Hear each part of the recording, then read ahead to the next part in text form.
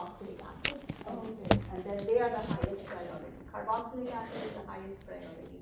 Everything else becomes a group then. So then we'll talk about, okay, then what do you call that and what do you call that? Yeah, we'll get to it. Absolutely. Right now we're talking about compounds where the aldehyde and ketone are the primary functional group or the highest priority parent functional group. But yes, if carboxylic acids come along, then they are not. These are not the parent functional groups, carboxylic acids. We'll get to that. Any other questions? Okay, so then let's talk about synthesis. Synthesis of aldehydes and then synthesis of ketones. First we'll talk about aldehydes and then we'll talk about ketones as well. Now most of the ways, common ways of making aldehydes we've already covered in other chapters. Most of them. I don't think aldehydes there's one new one, but everything else we've seen before. So let's summarize. Common ways of making an aldehydes. So aldehydes can be created from alcohols, if you remember, right? Which kind of alcohols? Primary, secondary, tertiary, which ones? Primary alcohol? And what do we use to convert primary alcohols to aldehydes? Yes, so which one? You're right, it's an oxidation reaction. PCC? PCC. PCC is very commonly pyridinium chlorochromate is used to oxidize a primary alcohol to an aldehyde. What else can we make aldehydes from? We can also create aldehydes from alkenes, if you remember. Especially if the double bonded carbon has a hydrogen on it. Isn't that right? Yeah. Each of those pieces can become an aldehyde using what? Which reaction is this? Ozonolysis, what are we going to use? O3 and acetic acid. It can either be acetic acid or dimethyl sulfide can also be used, absolutely. Alkynes can also be converted into aldehydes. I said that wrong. Terminal alkynes to be exact. Terminal alkynes can be converted into aldehydes. Can someone tell me what is needed to convert terminal alkynes to aldehydes? Tautomerism? Well, that's one of the steps in the mechanism, but what do we use to convert what's specific reagents, guys? Yeah. What do we use to convert terminal alkynes into aldehydes?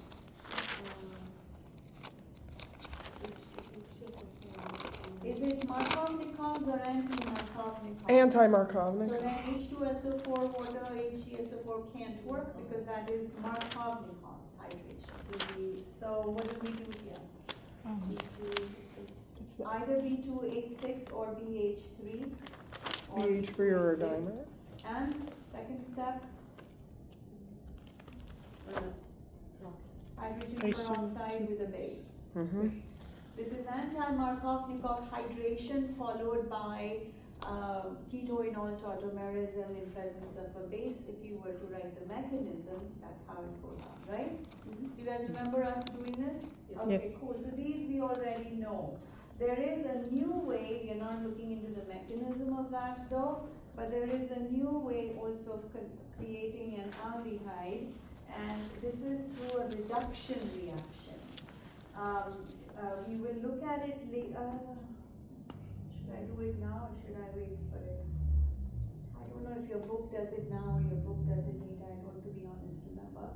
But carboxylic acids and acid halides and esters, or any of these three families of compounds can be reduced to aldehyde. It is this portion right here, this portion right there, which is equal to that portion. So it is a reduction reaction. We are not getting into the mechanism of this reaction though, but it can't be lithium aluminum hydride because that takes all three of them. If I were to use lithium aluminum hydride followed by workup, this becomes a primary alcohol, if you guys remember, right? So lithium aluminum hydride is a very, very strong reducing agent which just reduces all three of those compounds to primary alcohols. Sodium borohydride, unfortunately, is too weak to do anything with these, so we need a different reducing agent, and that is lithium aluminum hydride but poison, meaning its structure is altered in such a way that it is less reactive than La, but more reactive than sodium borohydride. So it is, I'm trying to remember because this is a couple of chapters down the road. It is lithium, aluminum. It can either be trialkoxy hydride or diba. Diba, I'll tell you what that is in a second. People also write diba and dibol, but either is okay. Diba stands for diisobutyl aluminum hydride. So diba is aluminum with one H and two isobutyl groups on the aluminum. So it's not ionic, this is molecular, and that's why it's less reactive than lithium aluminum hydride, but definitely more reactive than sodium borohydride. So this is able to only make one hydride and stop at the aldehyde, which then cannot become a primary alcohol. So that's the way to then convert those functional groups into aldehyde. We're not looking into the mechanism of this, but any questions? Okay, so that's making aldehydes. Let's talk about synthesis of ketones. Again, most of the methods of making ketones we have already seen before in other chapters. There are a couple of new ones that we go over as far as ketones are concerned. So, ketones. Can someone tell me some ways of making ketones that we've seen before already? Oxidation again? Oxidation of what? CrO3. No, but what are you oxidizing? Yes. Okay, a secondary. Secondary what? Alcohol. Alcohol, exactly. A secondary alcohol can be oxidized into a ketone using what? What did you say? Using what? CrO3.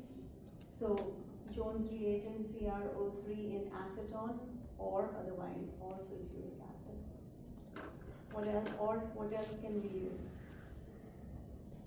Or you can use chromic acid as well. Please remember, chromic acid is never used as is. We create it in situ by using sodium dichromate, but chromic acid is a strong oxidizing agent. But ketones cannot be further oxidized, so the reaction stops. Secondary alcohols can be oxidized.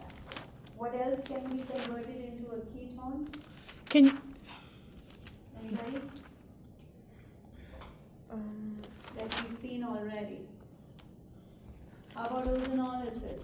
Ozonolysis, Of- yeah. Of what? An alkene. Yeah, an alkene with an R group on, with R groups on it. So these become ketones because there are no H's on that. Does that ring a bell, everybody? Mm-hmm. What else? Ozonolysis of alkyne ozonolysis doesn't give us ketones, it gives us carboxylic acids. Right. So that's where aldehydes and, that's where alkenes and alkynes are different. What else can be converted into ketones? Again, tautomerism. Again, But tautomerism. Marx, and that would be Marks what? Marks what of what? Using what? keto, let's see, using H2O and sulfuric acid Okay, what is Mercury. Okay, sorry. go and ahead. SO4. Okay, but what is the reactant? You've given me reagents. What is the reactant though? What is being reacted with H2O, H2SO4, mercuric sulfate? What's the reactant? Alkene? Did I hear alkene? Alkyne. Alkyne, which one? Any? Um, Of course, it's middle Markovnikov's, but any alkyne, it's a Markovnikov's hydration followed by ketoenol tautomerism will give us a ketone, whether it's terminal or internal, doesn't matter really. Okay, good.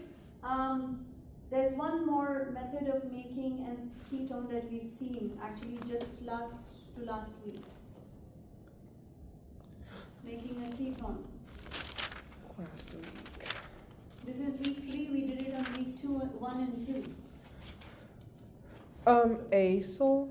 Of what? A- Using a- what? Acylation of a benzene Using? using acyl chloride. So benzenes can be acylated, giving us a ketone, a benzene ketone, a phenyl ketone. One of those R's is a benzene. Isn't that right? Yep. We get a ketone. Everybody okay?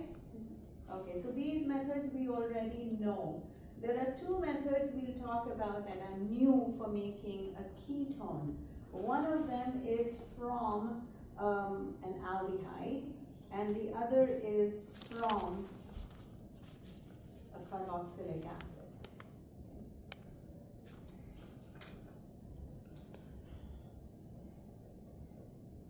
Okay, so let's look at them one at a time. So let's start with from an aldehyde. Now, an aldehyde can be converted into, and we'll look into this mechanism a little bit later in the chapter. It is reacted with a dithiol, and technically speaking, either a 3-carbon or a 2-carbon dithiol. So either this or 2-carbon in presence of an acid.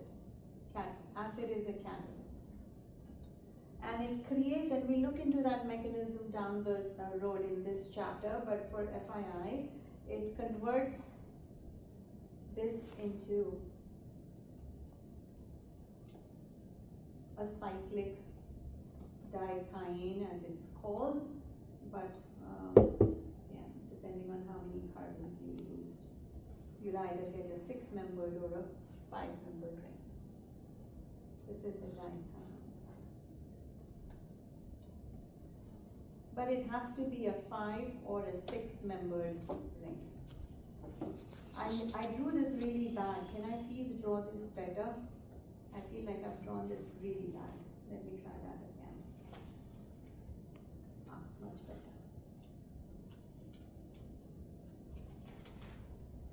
Now the thing that is that this hydrogen becomes acidic by doing so, but not extremely acidic, but acidic enough that if we were to react this with a strong base, now I'm going to introduce another base that we have not seen yet.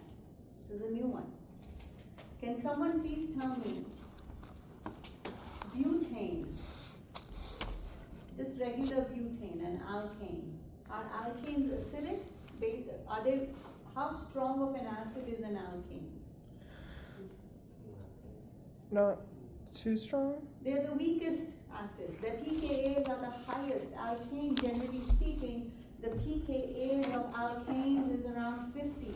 These have about the highest pKa's possible. So therefore, these are the weakest acids. Isn't that, do you guys get that? Yes. Yeah? Mm-hmm. So, if I had, but with a negative charge, if one of those hydrogens was taken away as a proton somehow, we deprotonated an alkane, created the conjugate base, how strong a base would this be?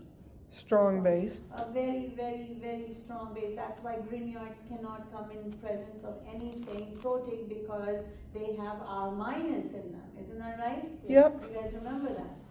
So therefore, butyl lithium, basically an ionic organic which has Bu with a negative charge, which is an extremely strong base, a very strong base. Again, just like Grignard, this cannot come in contact with anything that can donate a proton, including moisture in the air. Cannot. Very strong base. So this strong base takes a proton. What does it create? Anybody? The butane. Negative. Negative where the H was. Mm-hmm. Of Okay. course, it makes butane as the conjugate acid, and that's the byproduct, but as far as this guy is concerned, it becomes that. Do you guys agree? Mm-hmm. Now this acts as a nucleophile. So that the next step is SN2. SN2, basically, where some leaving group, a good leaving group. So therefore, the nucleophile does an SN2, kicks out the leaving group. This step, guys, is SN2. Meaning that R prime has to be unhindered, because remember SN2 is affected by sterics at the electrophilic carbon. So R prime has to be small, primary or something, so that it can do SN2. But what's the outcome? Once that happens, the outcome is the hydrogen on the carbon has now been replaced with, An R prime group. do you all agree the carbon is like that? Everybody okay? So now, after that is done, this can be hydrolyzed with a dilute acid. And again, the mechanism of the first step and the last step we look at a bit later on in the chapter.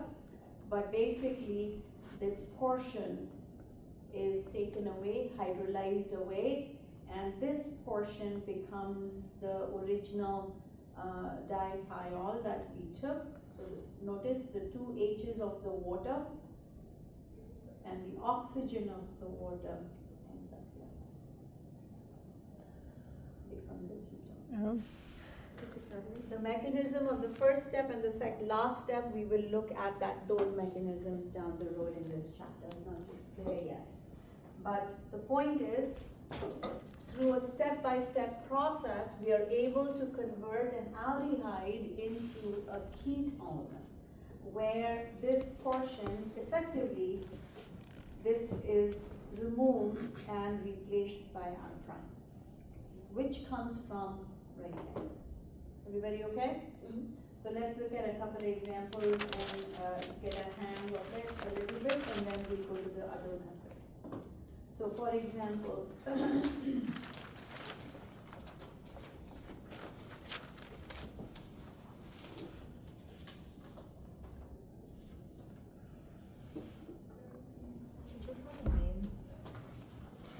you mean like the name of the reaction?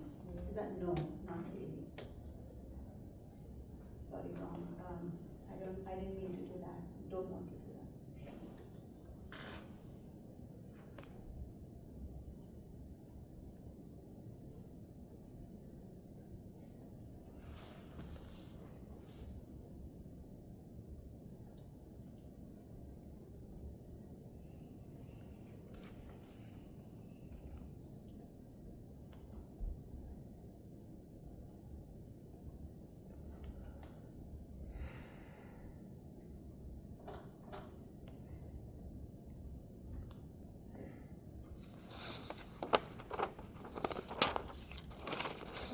Tell me what will be created at the end of these 5 steps.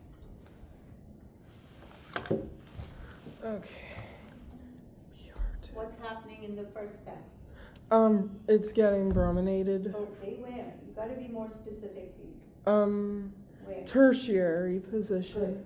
It's a free radical bromination, gives us the most stable, or the major product comes from the most stable radical. Great. Step 2?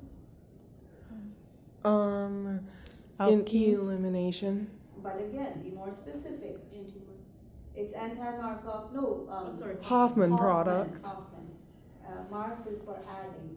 So where would the double bond be? There. Agree? Yep. Step number 3 and 4. BH3.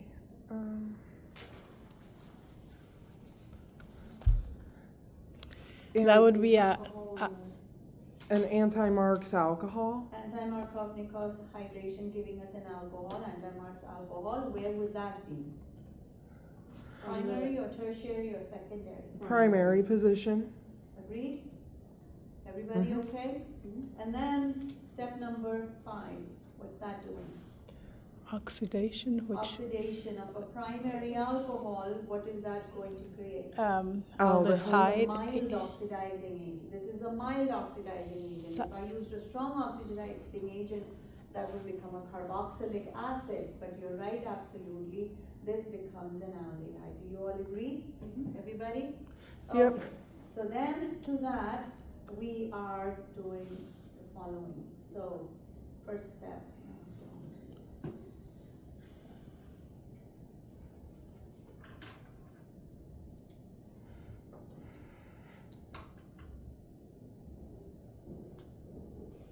The N, this lowercase n, do you guys see this lowercase n? Mhm. I think you've seen it before, but we didn't stress on it too much. It means normal. And that just basically means straight chain, no branches. Mm. So when you see N-butyl versus butyl, same thing, exact same thing.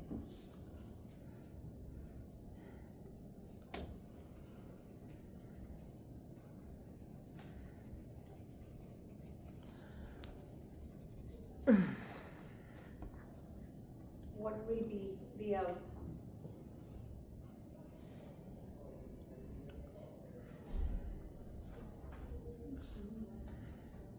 Anybody? Come on. Just give me the final part. Oh, well, what would the first one be? Would I that be think like I think it yields a ketone. a ketone, Okay, the first what- one, right? Yes, you're absolutely right. So what is this H being replaced by? The R group that's attached to the bromide. Exactly. So basically your product is where the H on the aldehyde is being replaced by the R of the alkyl halide in SN2 step, and that is 1, 2, 3, 4. So 1, 2, 3, 4, and that. Did I draw it correctly? Everybody? If you had to look at it step by step, again, the first step is we look at the mechanism later, as I said, for step number 1 and 4. But the You first got step it. is where the dithiol creates a dithiene. This time it's a 5-membered ring because there will be 2 carbons in the dithiol. And the second step is where the butyl lithium or N-butyl is the same as butyl, guys, just different way of writing it. But the base takes the proton and creates a nucleophile. So this becomes a nucleophile, right? Yep. Step number 3 is where SN2 happens. Step number 3 is where the nucleophile attacks the electrophile, kicks out the leaving group, but it's SN2. It is never going to be SN1 because that's a good nucleophile. So we need to think about SN2 in step number 3, where, so 1, 2, 3, 4, and step number 4 is where the dithiol is being hydrolyzed, meaning we are adding water, acid. It's acid catalyzed process, but we are adding water to break off this portion, break it off again, create that back, plus give us the product. But the end result, if you really focus on the end result of all of these 4 steps, is where the hydrogen on the aldehyde is replaced by the R from the alkyl halide in the SN2 step. That's really the end result of the 4-step sequence. Do you all see that? Everybody good? Questions? We'll look at a few more examples in a bit, but we got a little feel of it, right? Feel for it. Okay. Another way of making ketones is from carboxylic acids. This uses Grignard reagent. Grignard reagents react with carboxylic acids to produce ketones. The thing though is we must use 2 or more equivalents. Either 2 equivalents of Grignard or excess. Of course you can use excess as well, but not less than 2 equivalents, followed yes by acidic water. So let's look at that example. Ready? Everybody, this mechanism we will go into, and we should know this mechanism. Okay, so let's take a look at that reaction. So from carboxylic acids and Grignards. Now, guys, how many of you remember us talking about how it is so important for us to protect the Grignard from anything that can donate a proton? Do you guys remember us discussing that? Not even air, moisture in the air. You got to be really keep it isolated.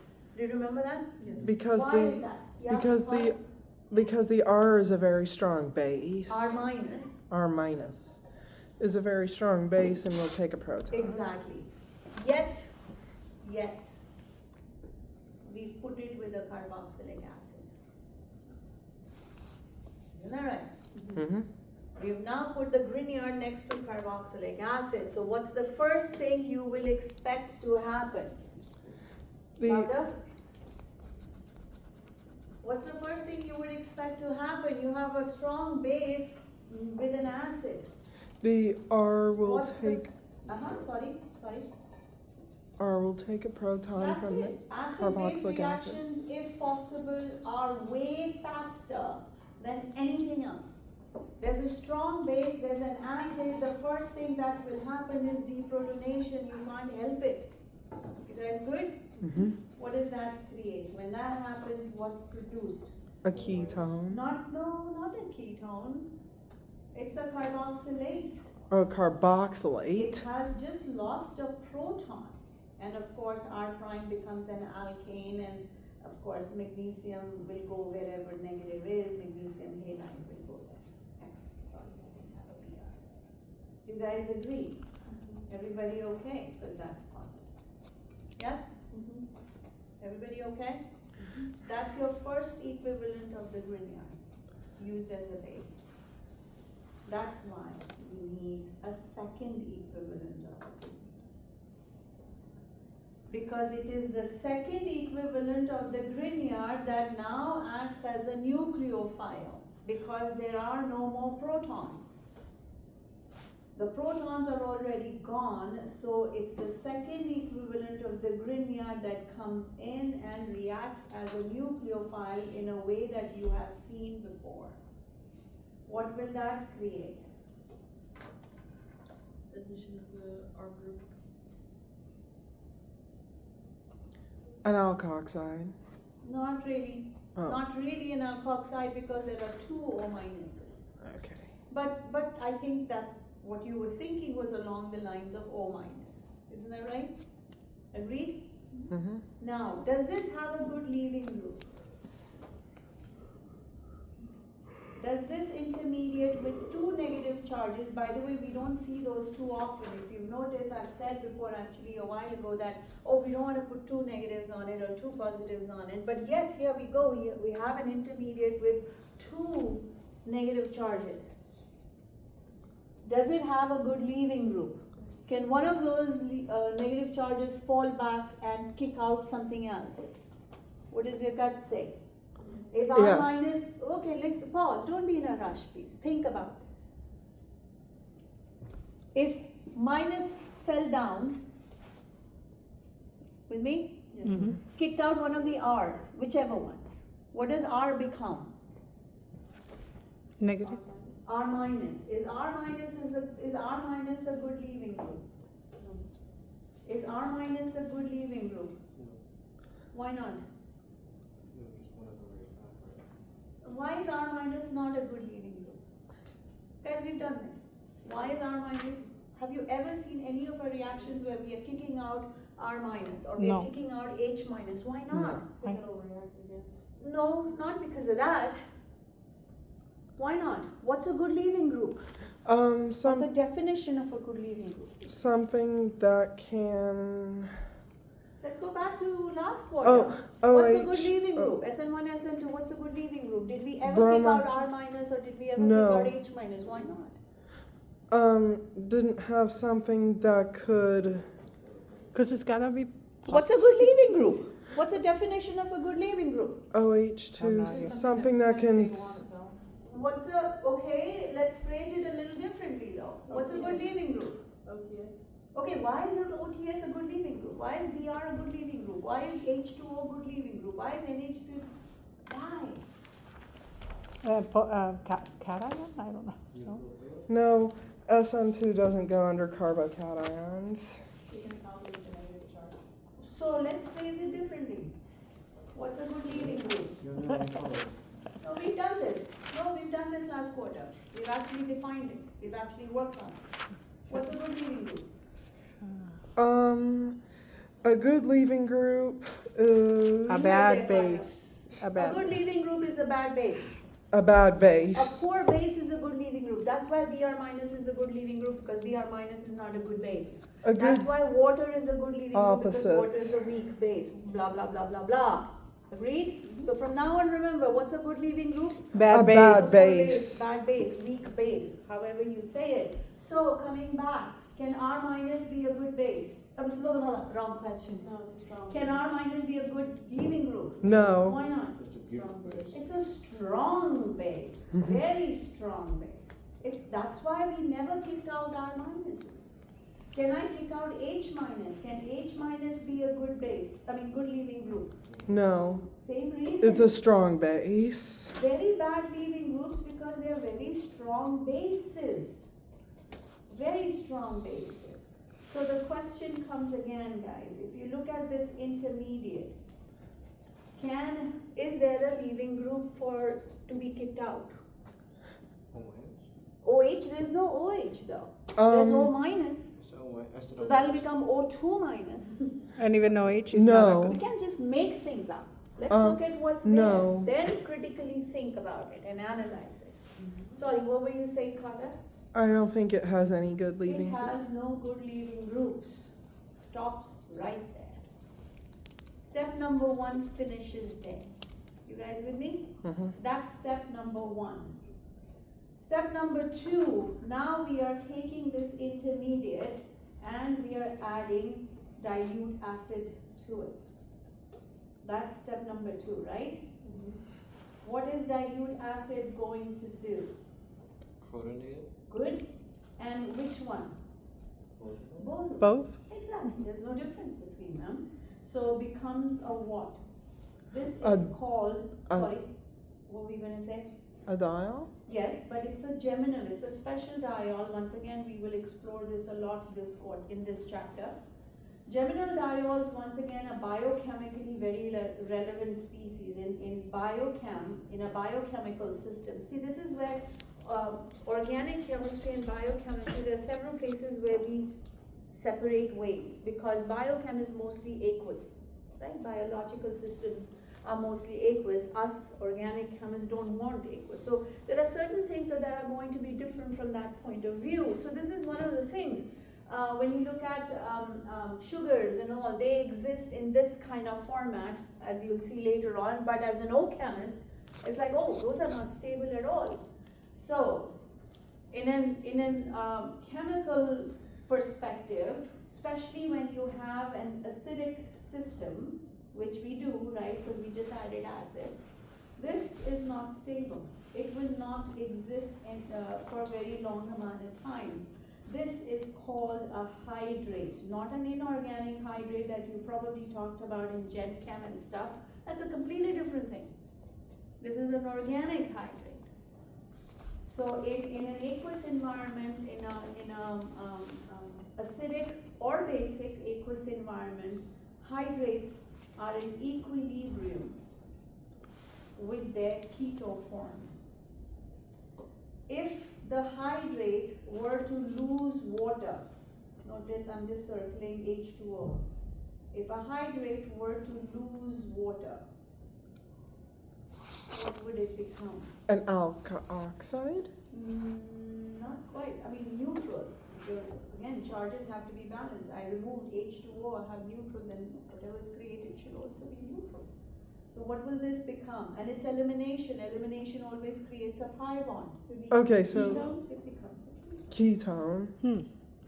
And of course, water is kicked out. So the hydrate becomes a ketone. We will, maybe we should do it right now because we are working on it. We should be able to write the mechanism for this step as well.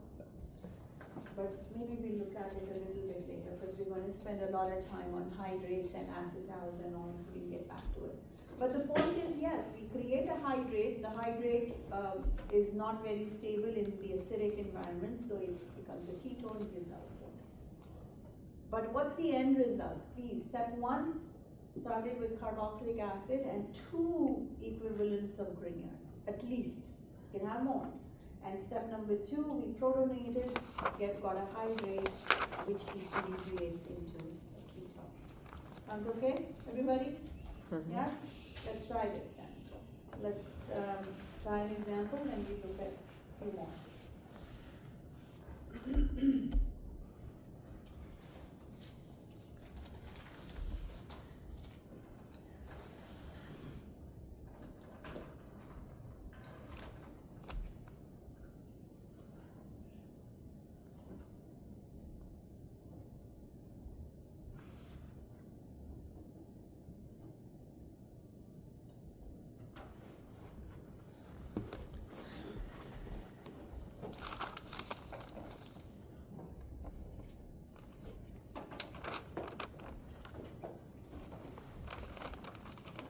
You guys, we haven't talked about that yet. Sorry, we haven't talked about that reaction yet.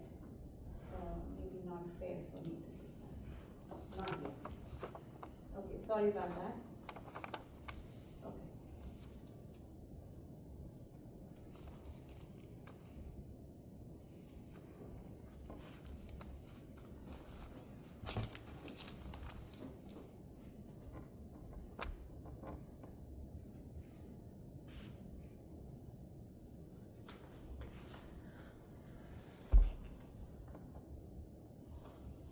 What's the outcome?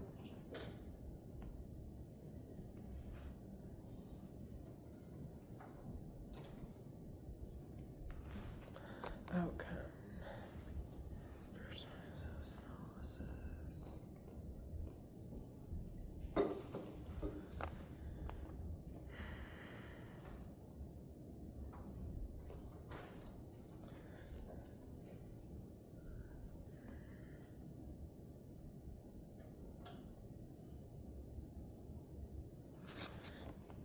Anybody? First product, the product from steps 1 and 2 is a carboxylic acid. Okay, and then after that, products from 3 and 4. So what's the final product? You're right about that, Carter?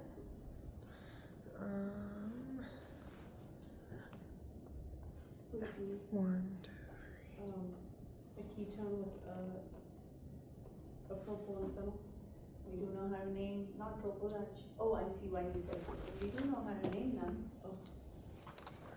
Propylbenzophenol. No. That wouldn't be correct way to name it. Okay. Is this what you're talking about? So what would you call it? What would be the IUPAC name? 1, 2, 3, 4. 1. You shouldn't take that long. Butane 1-one. 1 phenylbutanone. But you gotta give the position of the ketone because One it could have on. been 2-on also or 3-on as well. So 1 so- phenylbutane 1-one. Do you all agree? Mm-hmm. Everybody okay? Yeah?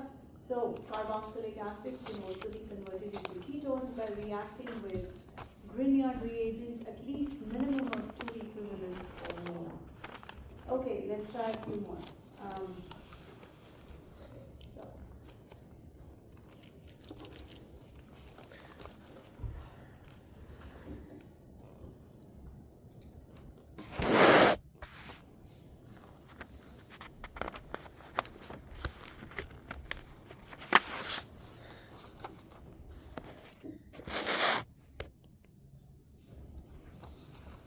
Oh.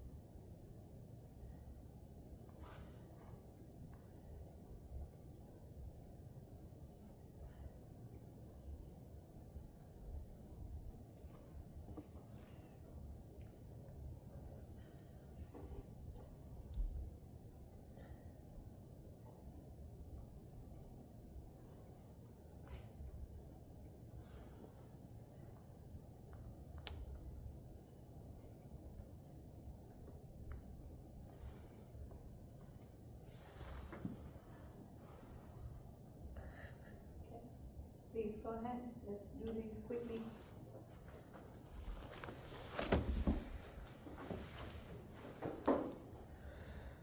Alcohol.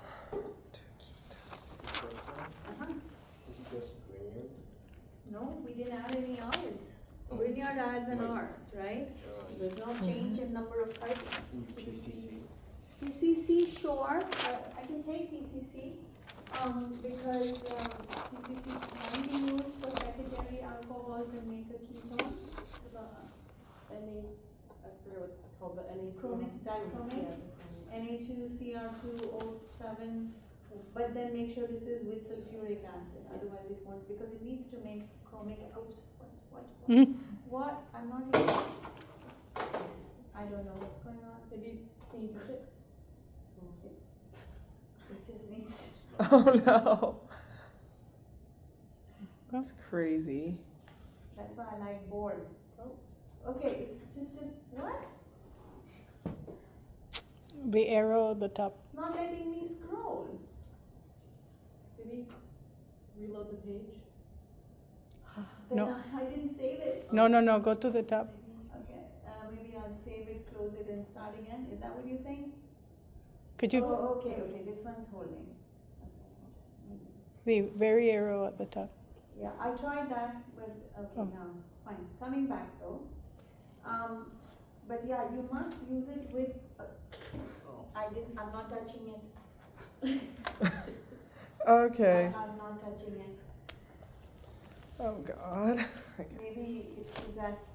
That's what I was thinking. Someone's taken control of, I guess come on, stop. Why?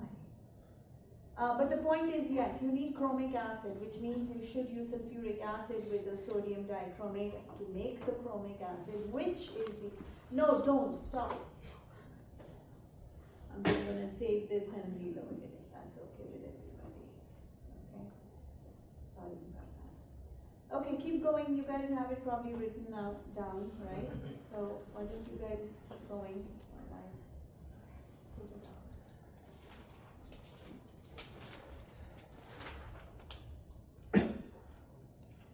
That's interesting, it's only doing that on Zoom, it's not doing that. Bullshit.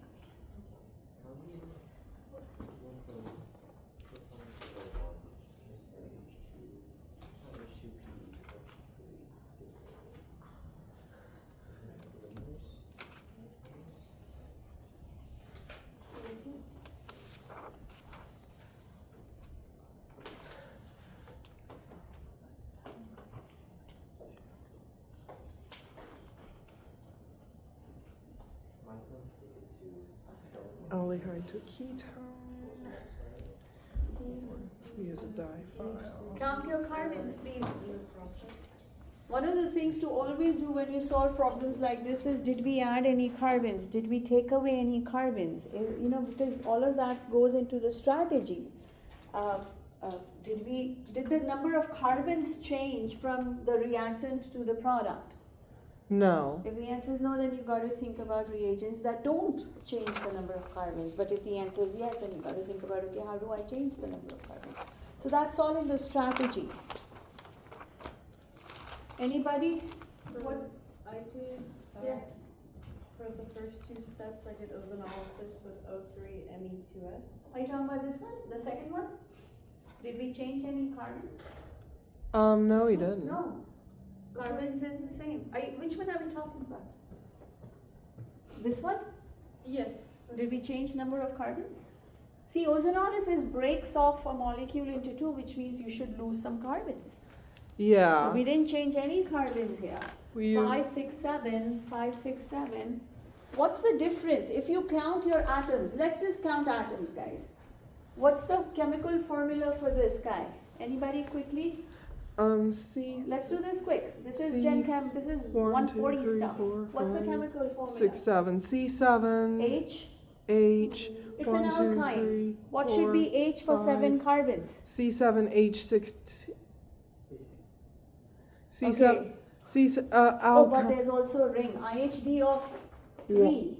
IHD of IHD of 3. 3. So C7H. 10. Okay. 1, 2, Quick 3, 4, math. 5, 6, Quick 7, math 8. in your mind. Okay. 1, Jasmine is on the 2, 4, So 6, what's 8, the 9, saturated formula? Quick math. 10. What's saturated formula with C7? H16. Do you all agree? Yep. But then there are 3 IHDs, right? 2 pi bonds, 1 ring. Mm-hmm. Agreed?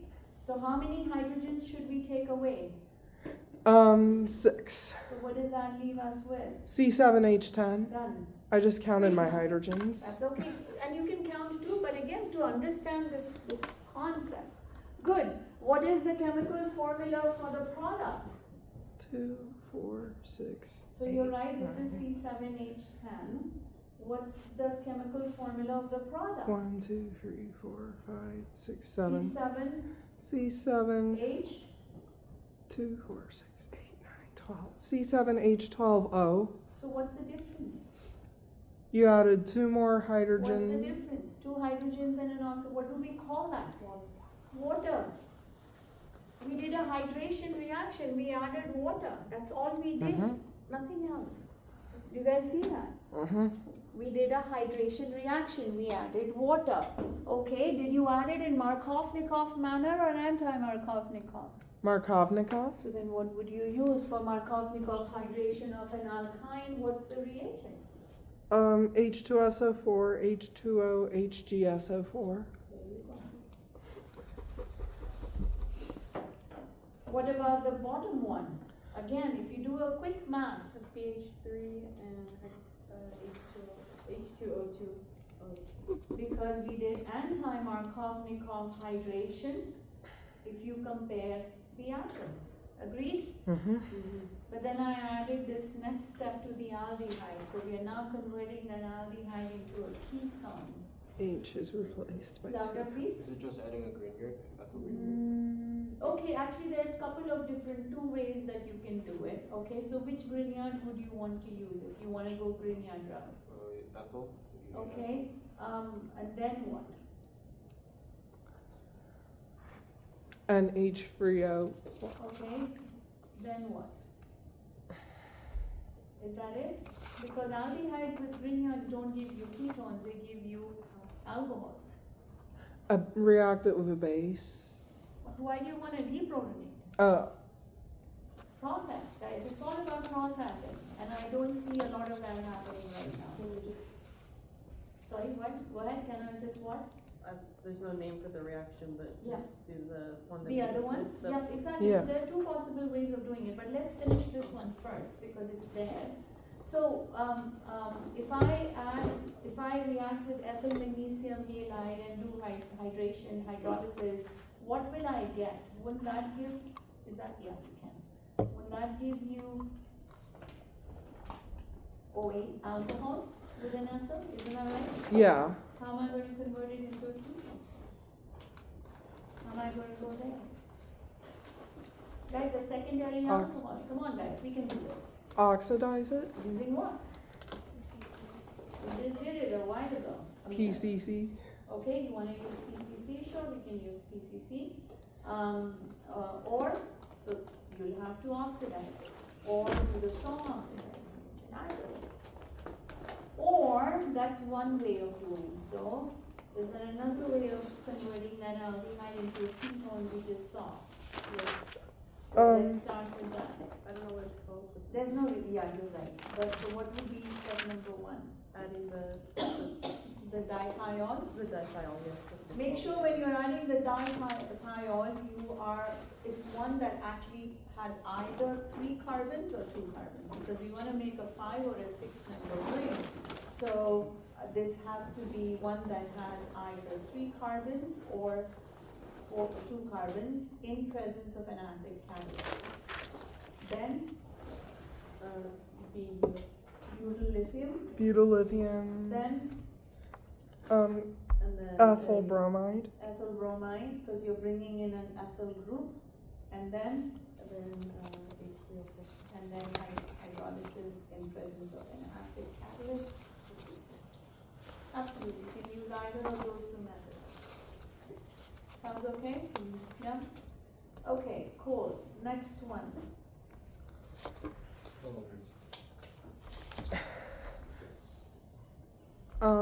O3. Br2 with heat, okay, because that will give us the tertiary substituted bromide, yeah, okay. Then Ethyl oxide with heat too? ethoxide with, because you're doing E2 reaction, Yes. and are you doing Zaitsev or Hoffman? Zaitsev. Okay, good, so at the end of step 2, you will most likely have this product, right?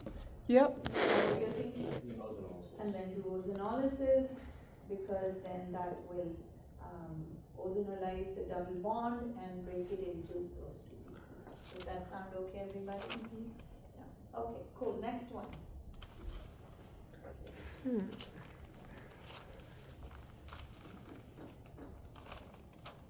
What's the reaction? Next one. Got it?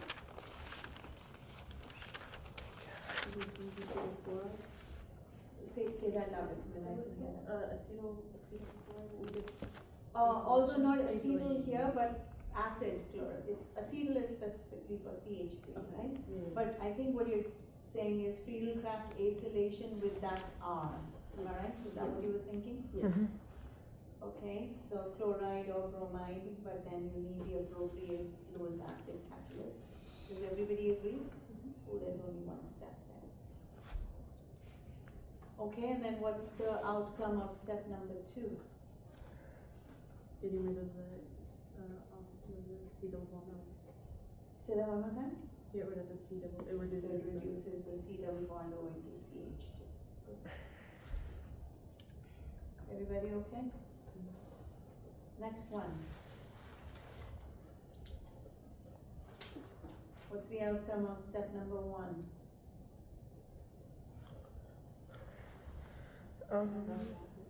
Okay, good, exactly. We are oxidizing the alkyl side chain. And remember, all alkyl side chains get oxidized to benzoic acid with the exception of T-butyl. T-butyl. T-butyl is immune to that, yeah. Perfect. And now the carboxylic acid is being reacted with excess Grignard, and so what will be the outcome? A ketone. Ketone, absolutely. Which ketone?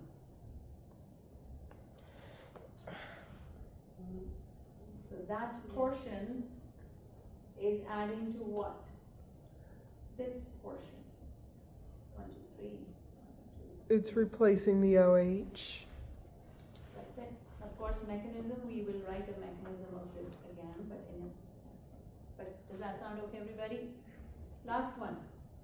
Although I wanted to add, but that's okay. Last one.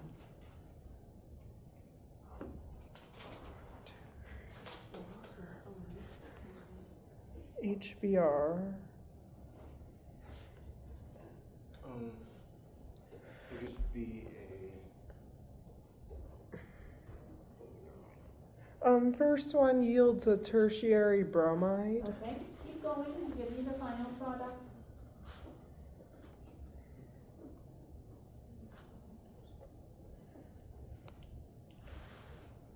it would be an aldehyde with the R group. It'll be the aldehyde with which R group? Where? It'd be at the end of the isopropyl. Yeah. Agreed? Is that what you're thinking? Yes. So absolutely, like Carter said, that first will produce a Markov-Nikov hydrohalogenation. So first one will produce a tertiary. Isn't that what you were saying, Carter? Yep. And then step 2 is E2, but it's Hoffman. So this is where we move the double bond from the more substituted to the less substituted position. 3 and 4 will convert this into anti-Markov-Nikov alcohol, primary alcohol, and then step 5 will convert it into that. Absolutely. Sounds okay, everybody? I hope everybody understands. It's so important to remember the reactions we've done because it is not, they're not in isolation. Syntheses happen when you take this and take this and take this and then create something out of that. So you've got to remember the ones we've already done. But before we go forward, let's write a mechanism for this step. This step right here, let's write this mechanism again, where a carboxylic acid is being converted into a ketone. So we are taking benzoic acid with isobutyl magnesium chloride. Okay, I'm going to write it at the bottom again so we can all look at it fresh, write a mechanism. So benzoic acid is reacted with isobutyl magnesium chloride, followed by acidic dilute acid, which then creates a ketone. Let's write a mechanism. What's the first step? The Grignard takes the proton from the. Exactly, and everyone needs to understand this, that the Grignard cannot attack, is this correct, guys? Please tell me. Is this correct? No, there's no clue. Nucleophile electrophile reactions will always be slower than acid-base reactions. If there's a base and an acid, that has to be the first thing that happens. Has to be. The rate of a proton acceptance and donation will always be higher than the rate of an electrophile being attacked by a nucleophile. So absolutely that will not be correct. The first step will be the base taking the proton from the acid, because it's a very strong base, and creates a carboxylate ion. What would be the next step? Another Grignard is used in the text. Now that we don't have any more acidic protons, the second equivalent of the Grignard acts as a nucleophile and creates the intermediate, which does not have a good leaving group anymore, so therefore the reaction stops right there for step number 1. You guys with me? Everybody okay? Step number 1 stops there. This is where then we add the dilute acid. What will be the result of adding dilute acid? Protonate both O minuses, create a geminal diol. Geminal means attached to the same carbon atom, which is also called a hydrate. Agreed? Mm-hmm. What happens next? You create 2 alcohols. I didn't. Oh wait, sorry, I'm behind. That's the hydrate. That's make okay. water. Take off an equivalent So- of water? Let's pause here. Let's write a mechanism for that step. You're right. Because it's a dilute acid, system is acidic, it is going to dehydrate. This is going to undergo reaction where it loses water and creates the ketone. But this particular step can be elaborated. And you will see things that you've seen before, yet we did not put it in this pattern. So let's evaluate. Okay, so I'm now focusing only on this part. Is this step, the one that I have boxed, is that step happening under acidic or basic conditions or neutral conditions? Acidic. Do you all agree? If there is an acid, is there a base? Yes. Where? H2O. There's no H2O. Oh no, okay. In the molecule, is there a basic thing? Yes, I have acid. Well, yeah, sure, but H plus can give a proton to water, becomes hydronium. My question is there a base that hydronium can give a proton to? Is hydronium an acid, base, or neutral? Acid. So is there a base? OH. Exactly, we've seen that before, tons of times, 20,000 times we've seen where OH has taken a proton if there's an acid, isn't that right? Mm-hmm. Okay, which one? Who cares? Doesn't matter. One of them can take a proton. What does it become? A good water. Right now it just becomes protonated OH2 plus. And what is OH2 plus? We've seen it before. A good leaving group. A very good leaving group, exactly. So if it gets kicked out, there's a really good, sorry, I need to draw that again, I've made a mess of that bond. There is a really good leaving group. We've seen it before. What does a good leaving group want to do? It Leave. wants to leave. If it leaves, what does it leave behind? An anion? Cation? Cation. Carbocation. And what's so special about this carbocation? And you've seen this Tertiary. carbocation before. Sorry, what? Tertiary, more stable. Why? Is it just because it's tertiary? Benzene. Benzylic. Okay, benzylic. What else? Resonance from the. Resonance from the oxygen as well. Got it all. This is a very stable carbocation because not only does it have other features that you guys just described, it is also stabilized by resonance from the oxygen. If I were to ask you which resonance structure is the more stable resonance structure, the one with C plus or the one with O plus? O. Which is the more stable resonance structure? O plus? Absolutely, because all atoms have an octet. So the hybrid actually looks more like the orange than less like the blue one. Anyways, what do you think is going to be the next step?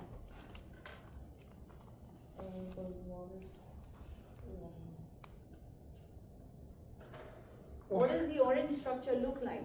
If you focus on the structure, guys, it's all about structures. What is this without the H and the plus? A ketone? So what does this guy need to do? Surrender the it. proton? It just needs to lose a proton, meaning act as an acid. Who's going to take the proton from this guy? Water. Water. There you go. It's acid catalyzed process where an acid is used first and then created again. Water can come in, take that proton, and here you got your ketone. And hydronium is recreated because it's catalyzed. But please notice, none of these steps are new to us, to be honest, if you really think about it. You're protonating an alcohol, which we've seen thousands of times, becomes a good leaving group, which means leaving group leaves behind a resonance stabilized carbocation. We kind of saw that in keto-enol tautomerism as well.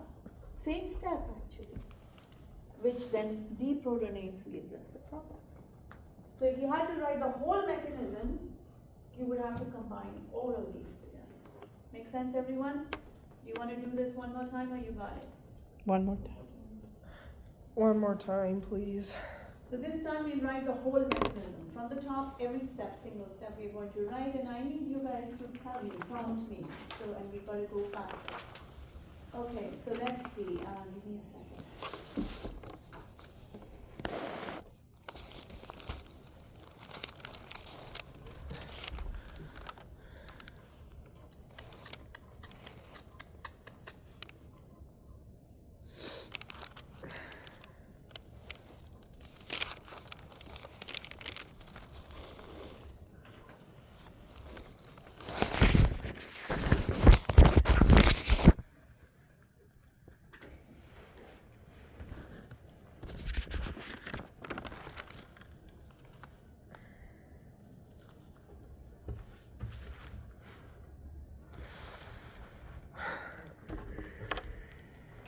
Please tell me reagents.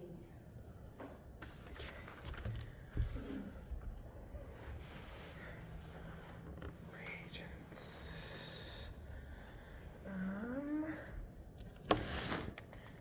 First thing.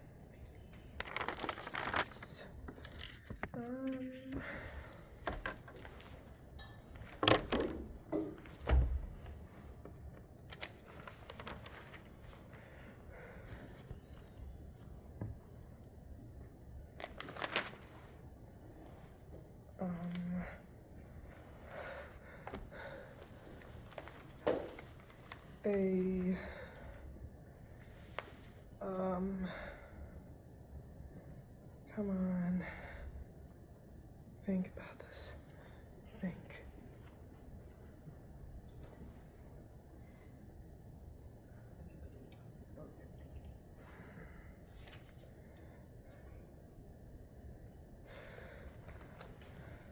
Ideas?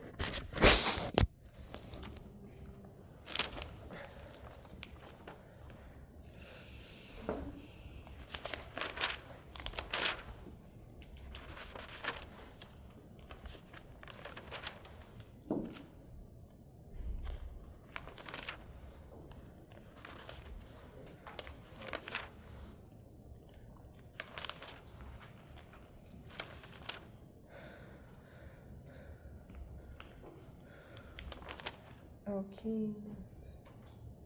COOH.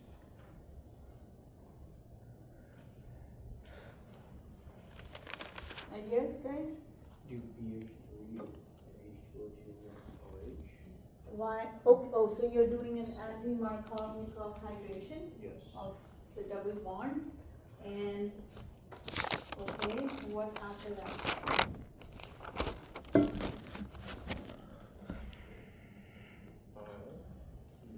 So basically, what you're saying is steps 1 and 2 will produce.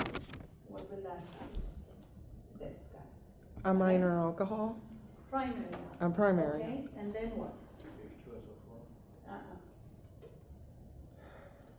Oh, Na2CO2.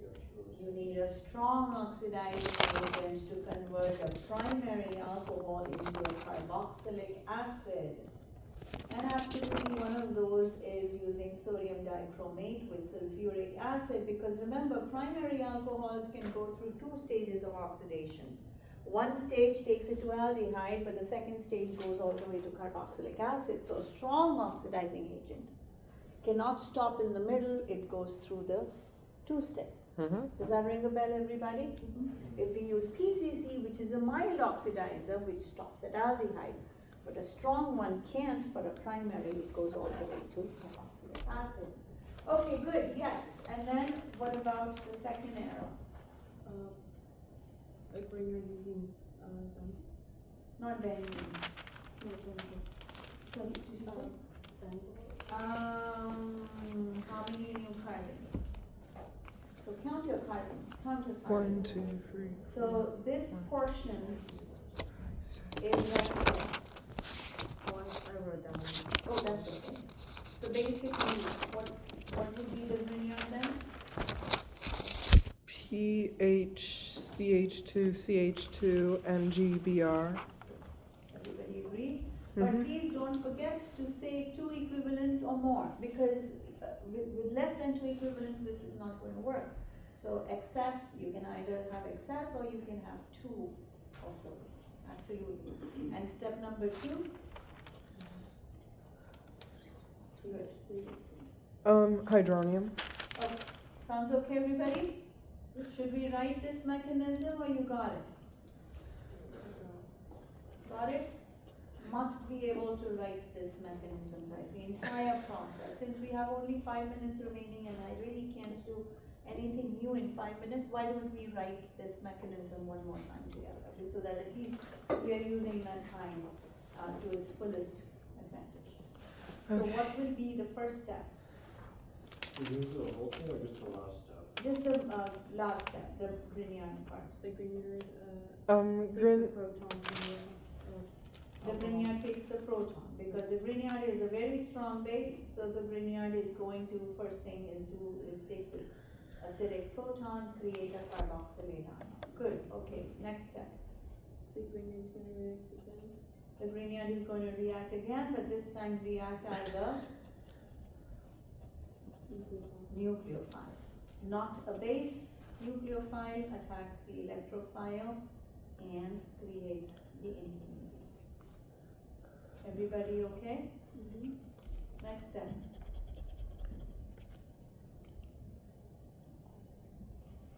Next step.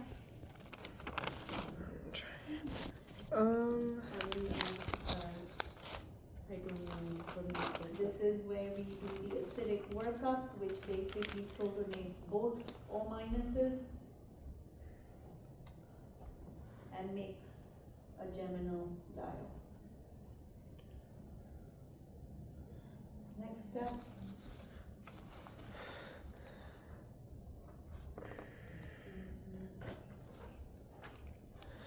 Then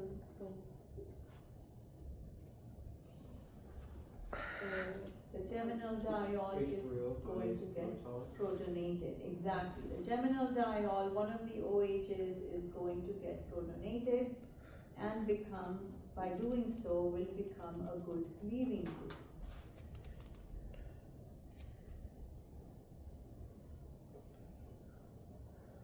Next step, then the leaving group's gonna leave and create a carbocation. which is stabilized by Resonance.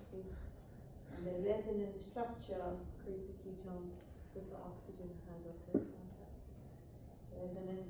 Please notice the resonance arrow. Exactly. And this, what will this do? Reacts with water, releases proton. Water will come in as a base this time. Take the proton, create the ketone, and regenerate the catalyst. Just create it again. So that's the entire mechanism, step by step. Are we okay, everybody? Questions? Okay. In that case, yeah, it's almost 2:10. I have 2 minutes, but I don't know what to do with the 2 minutes.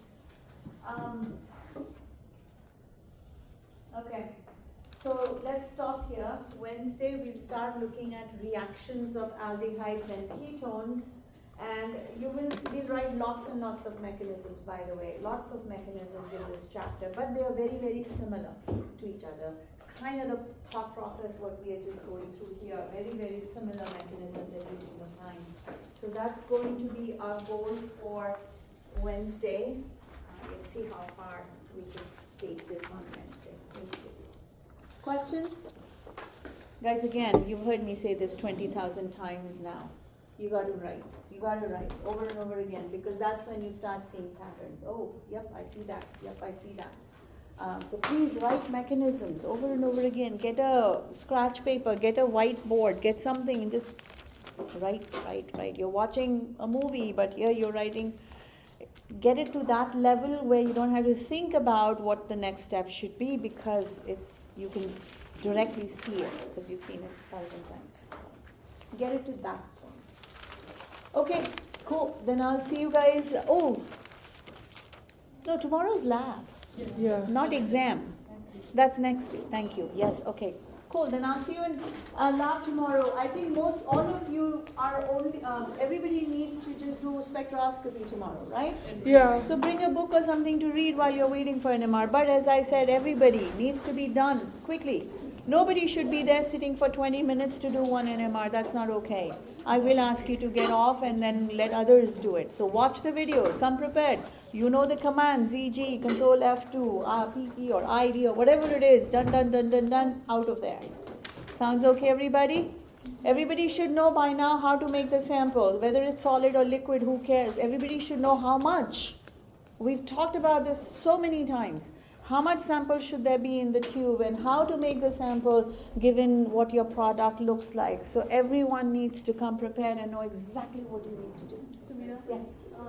For our post-op, is it more fun next week during the exam or the Yes. week after that? We can do it, we can negotiate it. That's negotiable. We'll see how we feel tomorrow. Ask me Okay. tomorrow.